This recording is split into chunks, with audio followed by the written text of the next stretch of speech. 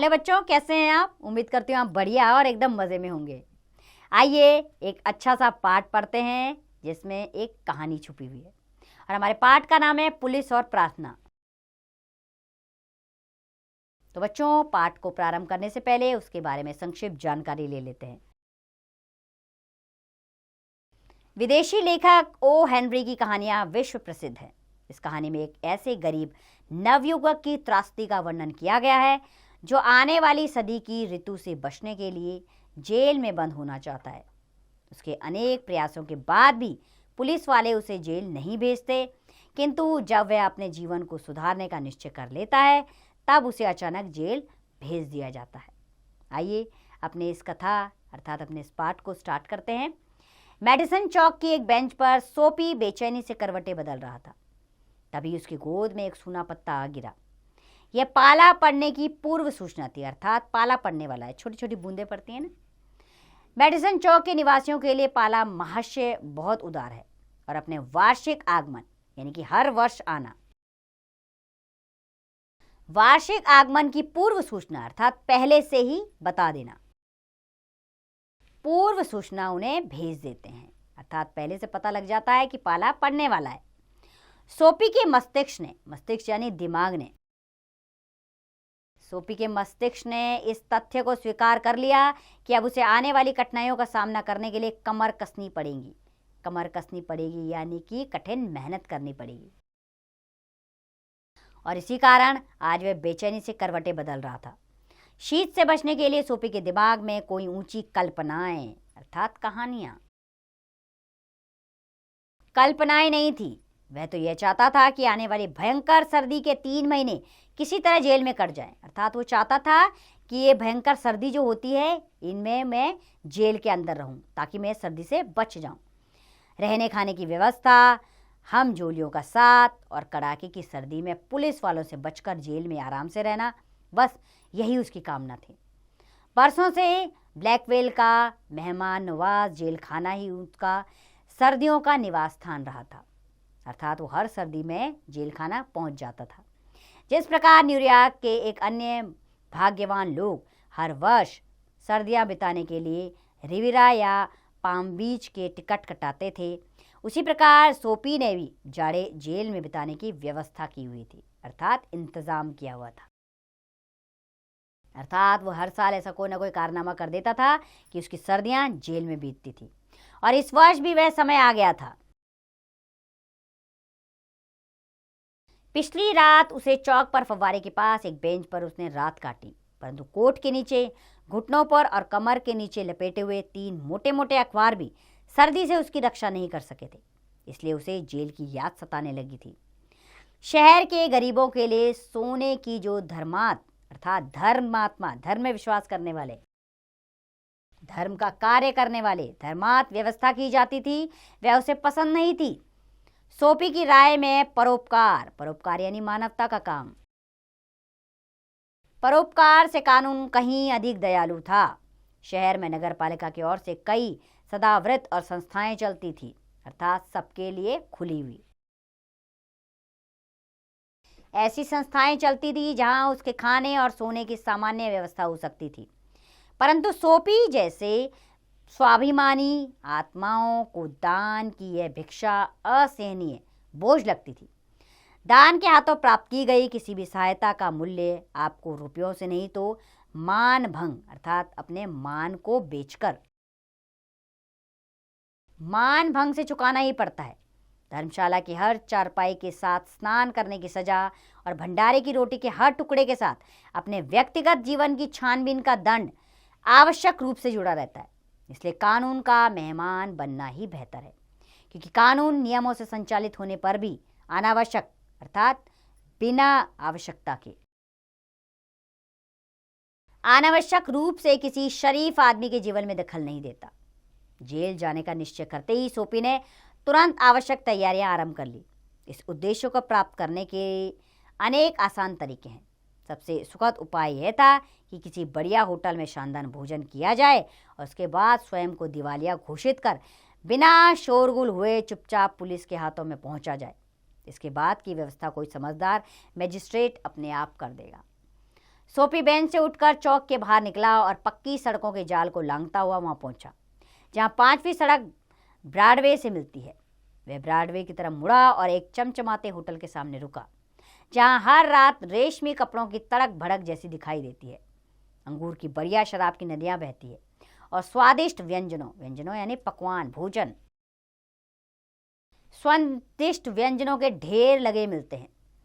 सोपी को कमर के ऊपर पहने कपड़ों का तो पूर्ण विश्वास था। उसकी दाढ़ी बनी हुई थी, कोट अच्छा था और बड़े दिन पर किसी मिशनरी महिला द्वारा भेंट में मिली हुई टाई उसके सभ्य यानी कि शिष्टाचार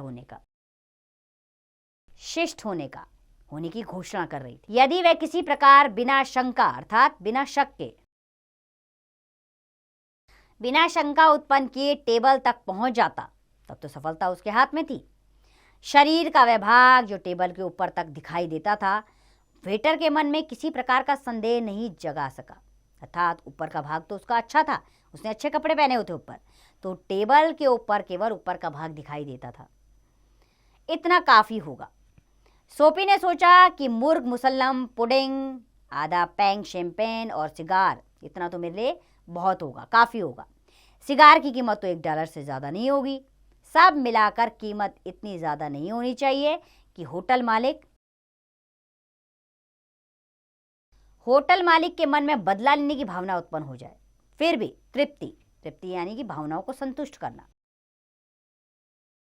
तृप्ति इतनी होनी चाहिए कि जाड़ों के निवास स्थान तक की यात्रा आनंद से कटे। उसने कहा इतना तो होना चाहिए कि मैं किसी न किसी तरह जेल खाने पहुंच जाऊं। परंतु जैसे ही सोपी ने होटल के दरवाजे में पैर रखा, मुख्य वेटर की नजर उसकी फटी पतलून और पुराने जूतों पर पड़ी। तुरंत ही सुदृढ़ यानी कि बड़े हाव भाव से सुदृढ़ और सधे हुए हाथों से उसे पकड़कर चुपचाप सड़क पर ला पटका और इस प्रकार मुर्ग मुसल्लम के बर्बाद होने की नौबत टल गई। सोपी ब्रॉडवे से वापस लौटा। उसे ऐसा महसूस हुआ कि वांछित ध्येय यानी कि जो उसने सोचा था लक्ष्य, वांछित ध्येय तक पहुंचने में यह स्वादिष्ट भोजन वाला मार्ग तो काम नहीं देगा। जेल तक पहुंचने का कोई और उपाय ढूंढना चाहिए। छठी सड़क के मोड़ पर उसे तरह तरह की चीजों से करीने से सजाई हुई एक कांच की खिड़की बिजली की रोशनी में जगमगाती हुई दिखाई दी। सोपी ने पत्थर उठाया और शीशे पर दे मारा। चारों तरफ से लोग दौड़े और एक पुलिस का सिपाही भी आ खड़ा हुआ। सिपाही को देखकर सोपी मुस्कुराया और अपनी जेबों में हाथ डालते हुए चुपचाप खड़ा रहा। सिपाही ने तमतमाकर पूछा, शीशा फोड़ने वाला कहाँ गया? सौभाग्य का स्वागत करते हुए सोपी ने व्यंग से कहा, क्या आप इतना भी नहीं समझते कि इसमें मेरा भी कुछ हाथ हो सकता है? सिपाही के दिमाग ने सोपी को दोषी मानने से इनकार कर दिया। खिड़कियों को पत्थर मारकर तोड़ने वाले कानून के रक्षकों अर्थात रखवाले कानून के रक्षकों से गपशप करने के लिए कहीं रुकते हैं? वे तो फौरन 9-11 हो जाते हैं अर्थात तुरंत भाग जाते हैं। सिपाही ने सोचा अगर इसने ये काम किया होता तो यहाँ ये खड़ा रहता, ये तो तुरंत भाग गया होता। पुलिसमैन ने कुछ दूर सड़क पर एक आदमी को बस पकड़ने के लिए भागते देखा और अपना डंडा घुमाता हुआ उसके पीछे भागा। 2 बार असफल होकर सोपी निराश हो गया और मटर गश्ती करने लगा। सड़क के उस पार एक साधारण शान शौकत का होटल था। वहां छोटी जेब और बड़े पेट वाले ग्राहक जाया करते थे। घटिया बर्तन और धूमिल वातावरण, पतली दाल और गंदे मेजपोश। इस स्थान पर सोपी बिना रोक टोक अपनी फटी पतलून और पुराने जूते समेट जा पहुंचा। वह टेबल पर जा बैठा और पेट भरकर कबाब, कोफ्ते, केक और कचौड़ियां खा गया। और तब उसने वेटर के सामने रहस्य यानी कि राज खोला अपना रहस्य खोला कि तांबे की एक पाई का कभी उसने मुंह भी नहीं देखा। बड़े रौब से उसने वेटर से कहा, अब जल्दी ही पुलिस को बुलाइए। व्यर्थ में एक शरीफ आदमी का वक्त क्यों खराब करते हो? अंगारे सी लाल आंखें दिखाते हुए कठोर शब्दों में वेटर ने कहा, तेरे लिए और पुलिस का सिपाही? उसने अपने साथी को आवाज दी और सोपी महाशय फिर एक बार निर्दयता से सड़क पर जा पटके गए। शरीर के एक एक जोड़ को खोलता हुआ सोपी उठा और कपड़ों की धूल झाड़ने लगा। अब उसके लिए गिरफ्तारी मिर्चा हो चली थी। मिर्चिका क्या होती है बच्चों? जो हमें कल्पना में दिखाई देती है। जो हकीकत में नहीं होती। तो अब उसको ऐसे ही लग रहा था कि अब जेल खाना जाना उसके लिए कल्पना मात्र हो गया है और उसे सुखदाई जेल कोसों दूर दिखाई दे रही थी। कुछ दूरी पर एक दुकान के सामने खड़े हुए सिपाही ने उसे देखा और हंसता हुआ अपने रास्ते चला गया। काफ़ी देर इधर उधर भटकने के बाद सोपी गिरफ्तारी की आराधना यानी कि उसके बारे में कल्पना यानी कि उसकी आराधना करने लगा, अर्थात भगवान से मिन्नत करने लगा। आराधना करने की हिम्मत फिर जागृत हुई उसके अंदर। एक बार जो अवसर आया वह नासमझ सोपी को अचूक लगा। मनोहर यानी कि मन को मोहने वाला, मनोहर और सुशील मुद्रा वाली एक नवयुवती एक दुकान की खिड़की के सामने खड़ी हुई अंदर सजी हुई प्यालियों और बर्तनों को कुछ दिलचस्पी से देख रही थी और 2 गज की दूरी पर एक कठोर मुखाकृति अर्थात अजीब से मुखाकृति वाला एक सिपाही नल का सहारा लिए खड़ा था। सोपी ने इस बार औरतों से छेड़छाड़ करने वाले घृणित यानी कि घृणित का अर्थ होता है बच्चों घृणा करना,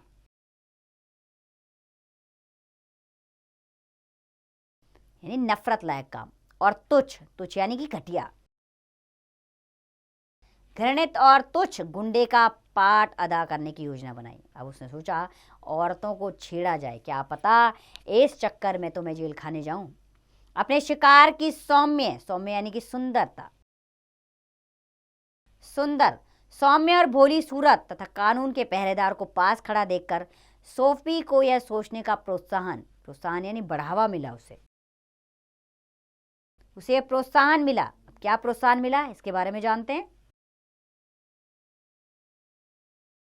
सोपी ने मिशनरी महिला द्वारा भेज की गई टाई को ठीक किया, सिकड़ती हुई आस्तीनों को कोट से बाहर निकाला, टोप को तिरछी अदा से पहना और युवती की ओर बढ़ा। उसने अपनी तरफ आंख से इशारा किया। उसे देखकर खांसा, खखारा और चेहरे पर बनावटी हंसी लाकर बदतमीजी से गुंडों की तरह झूमने लगा। तिरछी नजर डालकर उसने यह भी देख लिया कि पुलिस का सिपाही उसे घूर रहा है। युवती 2-4 कदम आगे पीछे हुई और फिर अधिक एकाग्रता से खिड़की में सजी चीजों को देखने लगी। सोपी निर्भरता से आगे बढ़कर उसके पास जा खड़ा हुआ और अपना टोप सिर से उठाकर बोला, क्यों, कहीं घूमने चलोगी। सिपाही अब भी देख रहा था। युवती की उंगली के एक इशारे से सोपी अपनी मंजिल तक पहुंच सकता था। अपनी कल्पना में वह थाने की सुखद गर्मी में पहुंच चुका था, किंतु युवती उसकी ओर मुंह करके खड़ी हो गई और अपना हाथ आगे बढ़ाकर खुशी से बोली, जरूर दोस्त, मैं तो खुद ही तुमसे कहने वाली थी, किंतु वह सिपाही देख रहा था।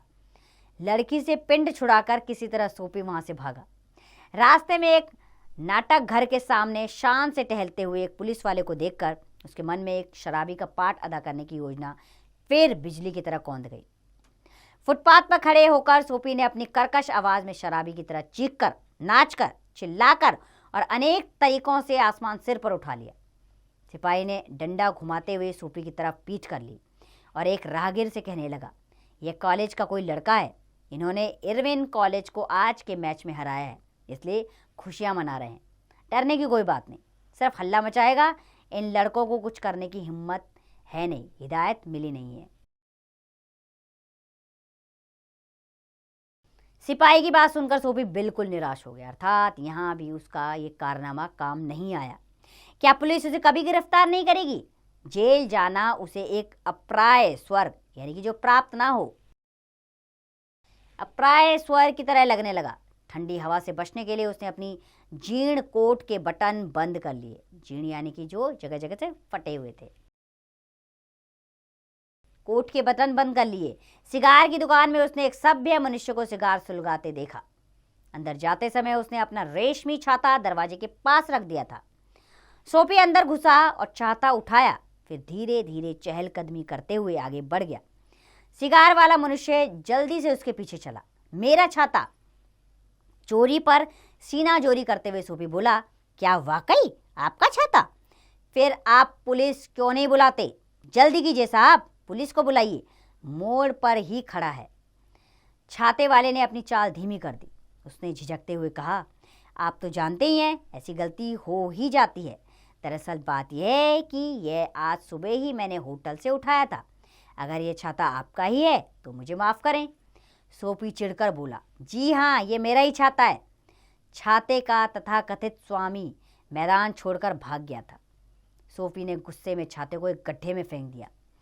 पुलिस के लिए उसका मन विरक्ति से भर गया, अर्थात अनेक वेदनाओं, अर्थात बेकार विचारों से। वह तो उसके पंजों में फंसना चाहता था, अर्थात वो चाहता था कि पुलिस आकर उसे पकड़ ले और सिपाही उसे बुराई से ऊपर उठे किसी राजा के समान ही समझ रहे थे। सोफी वापस मेडिसिन चौक की उसी बेंच की ओर चल दिया जहां उसने पिछली रात गुजारी थी। लेकिन एक निर्जन स्थान पर सोफी के पैर रुक गए। यहाँ एक पुराना गिरजाघर था। खिड़की से नीला प्रकाश छन रहा था। प्रार्थना के साथ संगीत की मधुर स्वर लहरी सोफी के कानों तक पहुंची। सोफी को अपनी अंतरात्मा में एक परिवर्तन महसूस हुआ।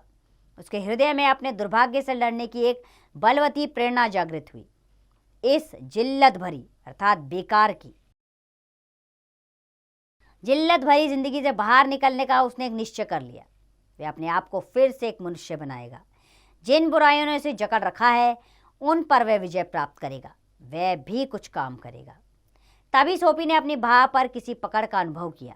उसके सामने एक सिपाही का कठोर चेहरा था। यहाँ क्या कर रहे हो? सिपाही ने पूछा। जी कुछ नहीं, सोफी ने कहा। कुछ नहीं मतलब आवारागर्दी? चलो मेरे साथ। दूसरे दिन सवेरे पुलिस कोर्ट के मजिस्ट्रेट साहब ने फरमाया 3 महीने की सख्त कैद। तो अब सोफी कैद में नहीं रहना चाहता था, लेकिन अंत में उसको कैद ही हो गई। तो ये था सोफी, एक नाटक का हिस्सा जो जेल खाने जाने की फिराक में रहता था, लेकिन जब वो अंत में सुधर गया तो जेल खाने पहुंच गया। तो बच्चों, उम्मीद करती हूँ आपको ये पाठ अच्छा लगा होगा। अब इसका अभ्यास कार्य स्वयं कीजिए।